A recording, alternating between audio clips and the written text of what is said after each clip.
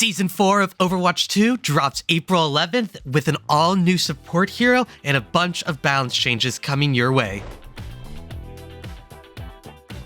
Starting off with our all-new support hero, Lifeweaver. Lifeweaver is the brand new support hero coming to Overwatch 2 Season 4, and he is definitely taking a different approach onto what it means to be a support. Let's go through his abilities. Lifeweaver's primary fire is called Healing Blossoms. Lifeweaver's healing heals for a minimum of 10 and a maximum of 65 depending on the charge time. He also receives 25% movement penalty while charging, but the plus side is that he does not have to aim his heal, he just has to be by an ally and hover over them to give them that 65 heal. As a support, he definitely has one of the lowest healing outputs, which makes him a very different and unique support on what his other abilities can do. His next ability, Thorn Volley, is his primary fire swap out, which does 5 damage per thorn. It shoots out 2 thorns per second, and it has an ammo of 60, so you're doing 10 damage a second. It's a really easy spammable projectile that should definitely help him create some space. Up next is his bread and butter ability, Petal Platform. Petal Platform is a projectile that can be thrown, and once it deploys, it creates a platform that any enemy or ally can step on. Once they step on it, the platform rises into the air, giving you an extra increased amount of cover. The Petal Platform has 400 health and lasts for 10 seconds while in the air. This ability is really strong because you can leave line of sight for multiple ultimates such as Orisa and Bob. This ability will definitely open up a lot of new play styles, which I'm excited for. Up next is his Rejuvenating Dash, a short dash just like Hanzo that heals him for 25 health.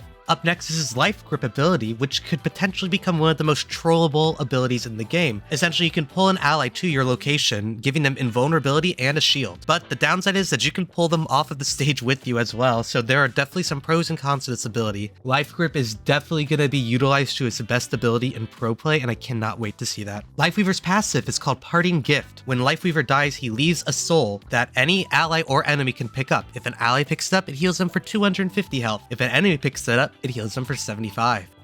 And his ultimate, Tree of Life. Lifeweaver summons a huge tree that blocks line of sight and collision. It does have a health bar of 1000 health, so it can be destroyed. The Tree of Life has an instant 150 pulse of healing, and then a 50 heal pulse for every second for 8 seconds during his ultimate duration, for a max total heal of 550 health. This ultimate does seem to be pretty crazy as you're able to heal your whole entire team and kind of gives them an area to play around with that huge Tree of Life covering so much space. Those are all of Lifeweaver's abilities, but there's still so many balance changes coming to this patch, and let's get right into it. With the tank changes, we have 2 tanks gain some changes in this patch. The first tank is Reinhardt. Reinhardt is getting his armor and base health adjusted. His armor health has been reduced from 300 to 250, but his base health has been increased from 175 to 200. After the Reinhardt buffs, he was really good in the meta, and so they're lowering his armor so that DPSs can melt him down a little bit faster. Up next is Sigma. Sigma's Accretion. Impact damage reduced from 60 to 40, so it's an 80 total damage instead of 100.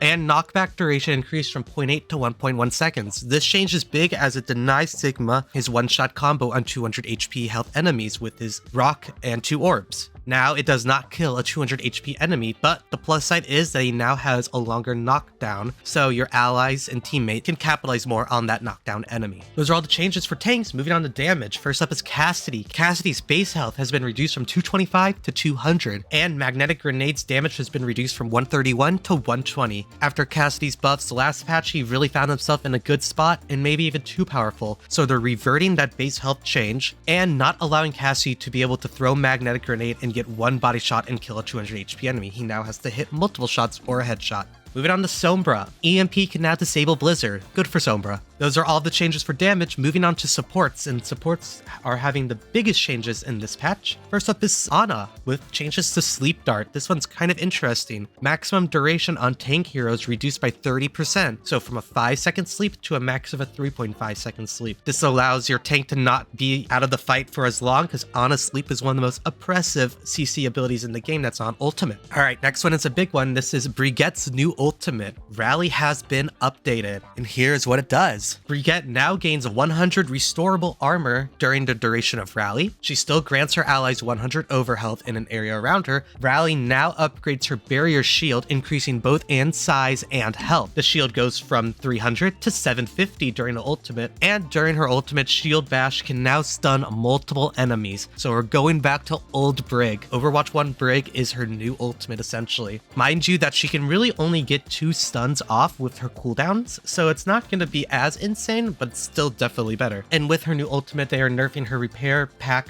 range. Has been reduced from 30 to 25 meters. Up next is Mercy. Mercy's Catechist Staff. Healing per second increased from 45 to 55, but healing is no longer increased for allies under half health. So no more pocketing that Winston that keeps on diving and won't die because he's getting healed so fast under half health. Guardian Angel. They're reverting the Guardian Angel changes, but adding a little bit extra to it. Cooldown reduced from 2.5 seconds to 1.5 seconds. The jump and crouch cancel active ability state duration has been increased from 1 to 1.5 seconds. The jump and crouch cancel active ability state can no longer be manually interrupted to begin the cooldown early. So essentially, if you don't jump or crouch cancel, you will have a normal 1.5 second Guardian Angel cooldown. If you do super jump or fly forward with using your space or crouch bar, your Guardian Angel will be back to 3 seconds. So it's kind of an adjustment for Mercy. And her ultimate, Valkyrie. Support role passive healing is now active for the duration of Valkyrie to give her some more survivability, and especially losing that boosted healing under half, she's gonna be a little bit more squishy during her ultimate. And then the last balance change is Moira. Moira's Fade can now be activated during Coalescence. This is a huge change, as before, when she's ulting, she's kind of a sitting duck and people can die for her. Now that she can use her escape, this ultimate can be scary. Her Coalescence bonus movement speed has been reduced from 50% to 40%, and Biotic Grasp lingering heal duration has been increased from 2 to 3 seconds. So after healing somebody with your left click, you'll keep on healing them for 3 seconds instead of 2. Those are all the balance changes, but there are some general updates that we like to go through.